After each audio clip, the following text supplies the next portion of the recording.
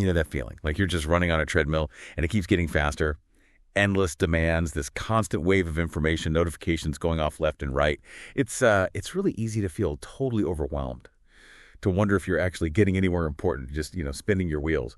But just what if, there was a surprisingly simple idea, a single concept that could slice right through all that noise and help you get, well, truly extraordinary results? That's exactly it. That's the powerful idea we're diving into today. We're pulling out the key insights from The One Thing, the surprisingly simple truth behind extraordinary results by Gary Keller and Papasan.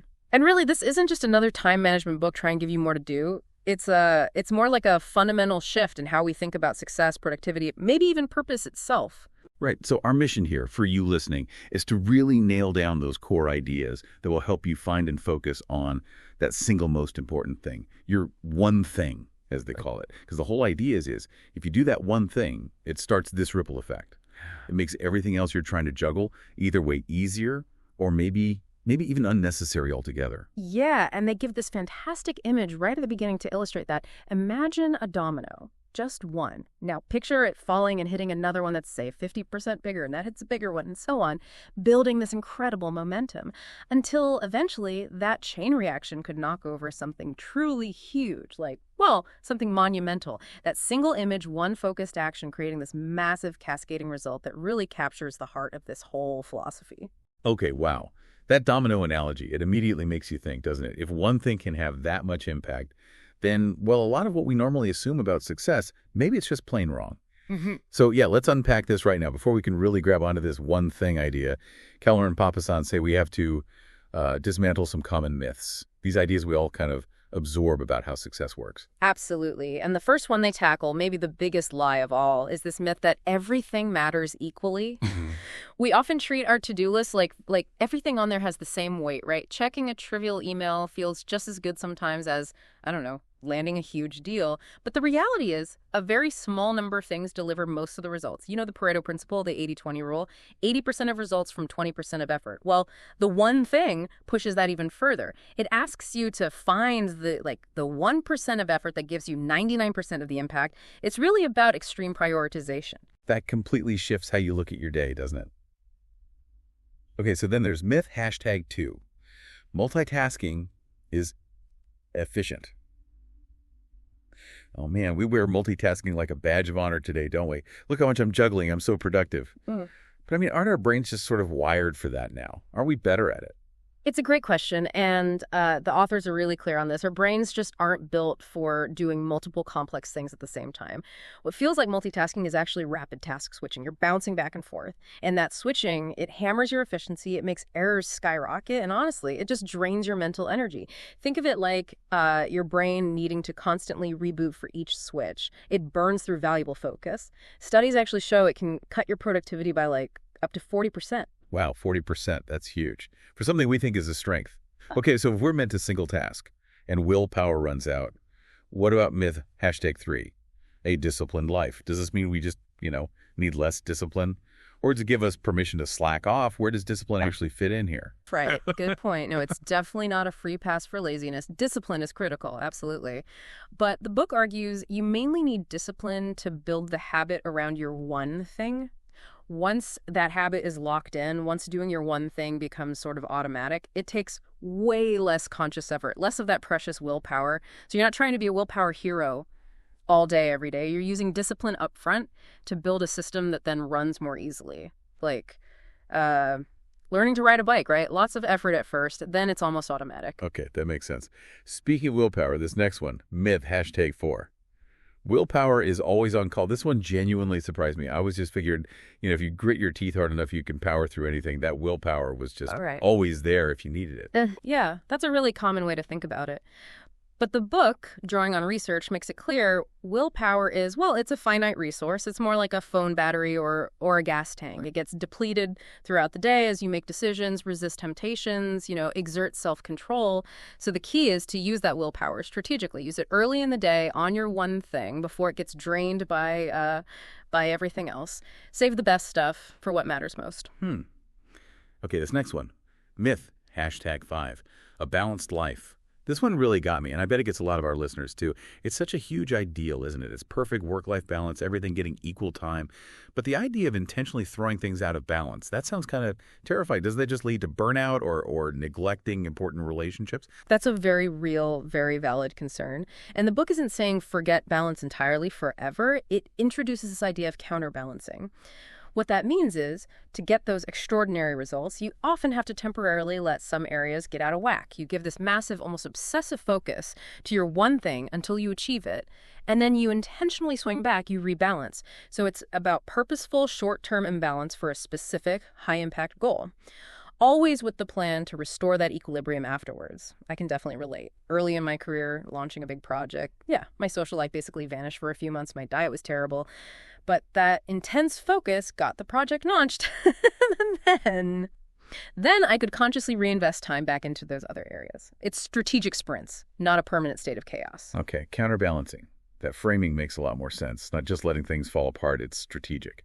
And finally, myth, #6, big is bad. This feels so counterintuitive, too. We're always told, be realistic, don't aim too high. Right, but extraordinary results, by definition, they don't come from small thinking. Thinking small just gets you small results. You need to think big first, dream without limits. But then, the crucial part is narrowing your focus right down to the one thing that will actually move you towards that big goal. It's this combination. Dream big, but then act incredibly small and focused. The big goal provides the why. The one thing provides the how. So, okay, we've torn down those myths. What do we replace them with? What guides us? Well, what's really central here is the introduction of the focusing question. This thing is designed to be like your personal compass. It cuts through all the clutter, all the options, and points you directly to your most important action right now. You ask it constantly. And the question itself is so simple, isn't it? What's the one thing I can do such that by doing it, everything else will be easier or unnecessary? It sounds almost too simple. But when you actually stop and think about answering it, wow, it feels like it could change everything. Exactly. And the real power, I think, is how broadly you can apply it. It's not just for your job or your business. This brings up a key point. You use this question in every important area of your life. So for your career, what's the one thing I can do today that makes the biggest dent in my most important goal? But also for personal growth, what's the one thing I can learn or practice today to really boost my skills? Your health. What's the one thing I can do for my well-being right now that starts the best positive chain reaction? Even relationships. What's the one thing I can do for my partner or my kid or my friend today that strengthens that connection the most? It forces you always to find that lead domino. Right. So by asking that again and again, you shift yourself. You go from just reacting to whatever pops up to being proactive, purposeful. You're not just ticking off items on an endless list anymore. You're deliberately finding and tipping over that lead domino in every part of your life. It's all about intention over just random activity. Okay, so we've busted the myths. We get the power of the focusing question. I'm definitely seeing the potential here. All right. But practically speaking, how do we actually do this? How do we put the one thing into practice day to day without, just adding another complicated system and getting overwhelmed all over again? Yeah, the how-to is crucial. And the book gives a pretty clear framework, sort of a roadmap to get from the idea to actual action. First step is set your GPS goal setting to the now.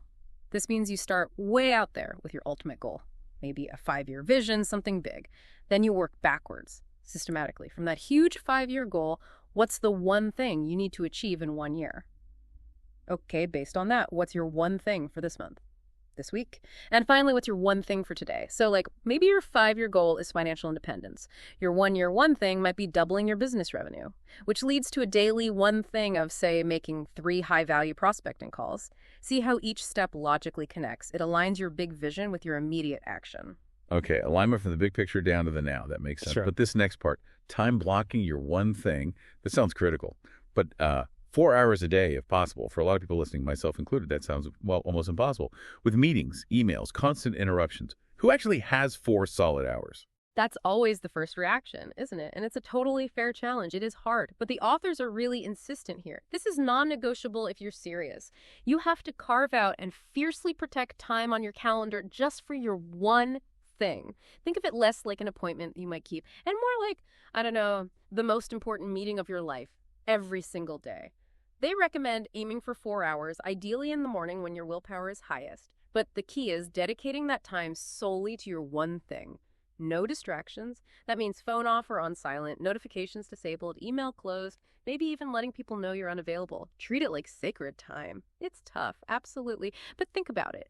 If this one thing is truly the most important lever you can pull, shouldn't it get your absolute best, most protected energy and focus, even if you can only manage 90 minutes consistently to start? Fine, start there. Block it, protect it, do the work. Consistency is key. Right, consistency. So if we manage to do that time blocking consistently, does that loop back to what we talked about with the myths? That discipline builds the habit, so eventually it takes less raw willpower. Exactly that. Discipline is what gets you started. It's the push you need to actually schedule that time block, to sit down and ask the focusing question, to resist distractions initially. But habit is what keeps you going long term. The authors stress you only need enough discipline to get the habit wired in. Once showing up for your one thing during its time block becomes automatic, like brushing your teeth, it takes way less mental energy. That consistency builds momentum, almost like a flywheel, making it easier and easier to keep going.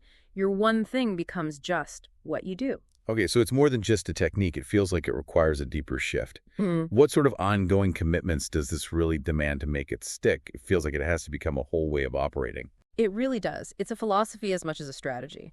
To make it work long term, they highlight 3 crucial commitments. First, follow the path of mastery.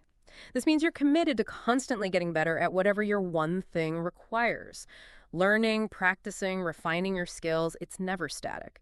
Second, move from E to P, from entrepreneurial to purposeful. This is a mindset shift. E is reacting, fixing problems as they pop up. P is proactively building towards your purpose, guided by your one thing. It's about being intentional, not just responsive. And third, live the accountability cycle. This means taking full ownership, setting clear goals, defining your one thing clearly, making commitments to yourself, maybe to others, and then, crucially, holding yourself accountable for doing the work, maybe even getting an accountability partner. Wow. Path of mastery, E to P, accountability cycle. That's a powerful trio. Definitely sounds transformative. But let's be real. Shifting to this way of operating isn't going to be perfectly smooth. I imagine people hit roadblocks, right? What are the common challenges folks run into when they try to live the one thing? Oh, absolutely. Implementation is where the ideals meet reality. And yeah, there are definitely common hurdles. The book is pretty upfront about them. One of the absolute biggest, the inability to say no. Seriously, this is huge. Protecting that time block, staying focused on your priority. It often requires saying no to other things, good things even, requests, meetings, opportunities that are fine, but just aren't your one thing right now. That takes courage. It takes clarity on what really matters most. It feels uncomfortable at first, maybe even rude. But saying yes to distractions is effectively saying no to your most important work. You have to build that no muscle. Another big one is the fear of chaos. Remember, counterbalancing. Right, the temporary imbalance. Exactly. When you focus intensely on your one thing, other areas might get a little neglected temporarily. Your inbox might pile up, your house might get messy, other projects might stall slightly. That can feel chaotic, uncomfortable. You have to trust the process, trust that you can swing back and restore balance once the key task is done. It requires a bit of faith, letting go of controlling everything all the time. And finally, something that might seem unrelated but is foundational: poor health habits. Your ability to focus intensely, to bring your best energy to your one thing, depends massively on your physical state. The book really underscores this. Getting enough sleep, eating well, getting regular exercise, these aren't optional extras. They are the bedrock. They fuel the focus required. If you're constantly tired, running on fumes, your ability to do deep, focused work on your one thing just plummets. Taking care of your energy is taking care of your focus. That makes total sense. So the one thing, it really does go way beyond just a typical business or productivity book, doesn't it? It feels more like a blueprint for living a life with more purpose, more impact, just by cutting through all the noise and zeroing in on what truly counts. That's a great way to put it. By consistently asking that focusing question, by ruthlessly protecting time for your one thing, by building those habits and making those commitments, the potential benefits are huge. Gaining real clarity, feeling less stressed and overwhelmed, having more energy, and maybe most importantly, experiencing that deep satisfaction of knowing you're making real progress on things that genuinely matter to you. It's about shifting from just being busy, which is easy, to being truly productive and deeply purposeful. Okay, so here's a final thought for everyone listening, something to chew on.